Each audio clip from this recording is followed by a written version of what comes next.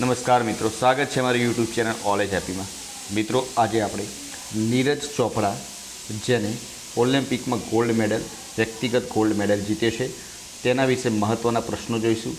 મિત્રો, આમાંથી 100% નીરજ ચોપડાને લગતો એક પ્રશ્ન તો આવશે ને આવશે જ, એટલે આવનારી કોઈ પણ પરીક્ષા માટે આ પ્રશ્નો ઉપયોગી થઈ રહેશે, ખાસ નીરજ ચોપડાને લગતા પ્રશ્નો।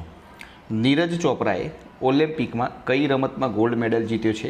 તો ભાલા ફેંકમાં તેને ગોલ્ડ મેડલ જીત્યો છે, એટલે તેને જેવલિન થ્રો પણ કહેવામાં આવે છે।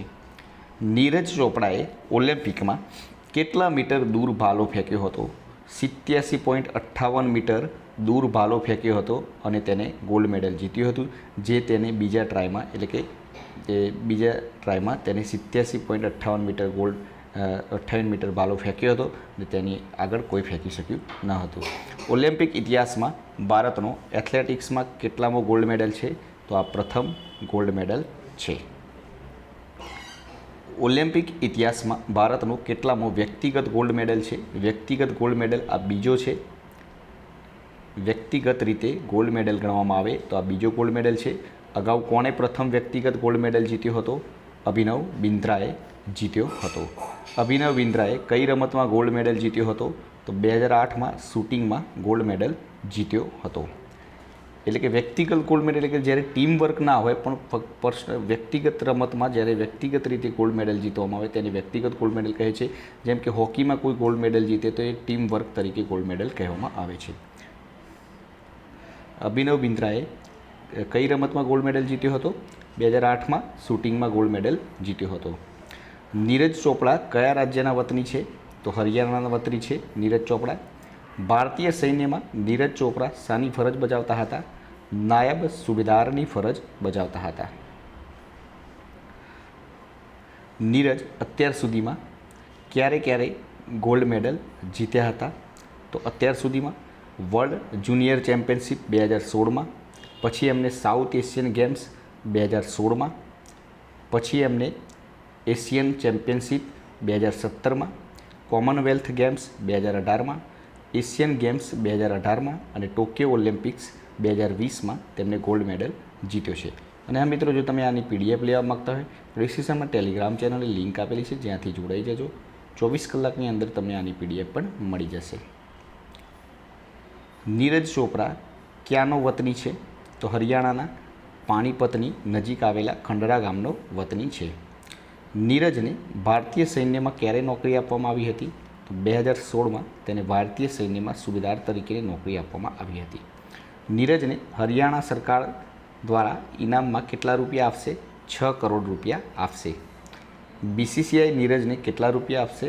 1 કરોડ રૂપિયા બીસીસીઆઈ તેને આપશે। નીરજ ચોપરાનો જન્મ ક્યારે થયો હતો? 24 ડિસેમ્બર 1997ના રોજ નીરજ ચોપરાનો જન્મ થયો હતો। નીરજ ચોપરાના માતાનું નામ અને પિતાનું નામ જણાવો। તો પિતાનું નામ છે સતીશ કુમાર અને માતા છે સરોજ દેવી। નીરજ ચોપરાને અર્જુન પુરસ્કાર ક્યારે મળ્યો હતો? 2018માં તેમને અર્જુન પુરસ્કાર મળ્યો હતો। નીરજ ચોપરા અને ભારતના રાષ્ટ્રીય ભાલા ફેંક કોચ કોણ છે? ઉવે હોન અને પૂર્વ કોચ નસીમ અહેમદ હતા।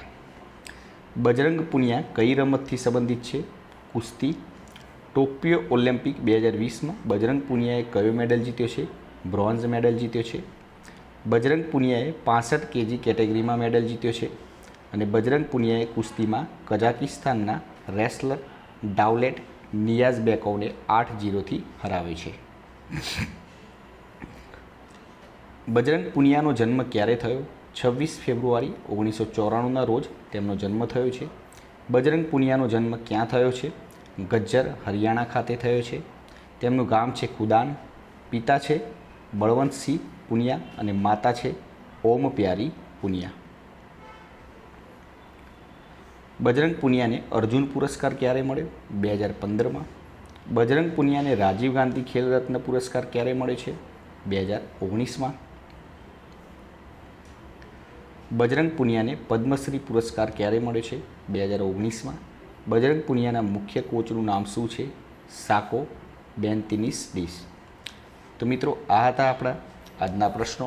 અને ઓલિમ્પિક 2020ને લગતા મોસ્ટલી પ્રશ્નો તૈયાર કરી દેજો. તેમાંથી 2 થી 3 પ્રશ્નો તો 100% પરીક્ષામાં આવશે. વિડીયો પસંદ આવે તો લાઇક કરજો, પોતાના મિત્રો જોડે શેર કરજો, ચેનલને સબસ્ક્રાઈબ કરવાનું ના ભૂલતા, જેથી કરીને આવનાર દરેક વિડીયો નોટિફિકેશન આપણે સૌપ્રથમ મળી રહે અને આપણી તૈયારીમાં વધારો થઈ શકે. ખાલી ફરીથી નવા વિડીયો સાથે મળીશું. જય હિન્દ, જય ભારત.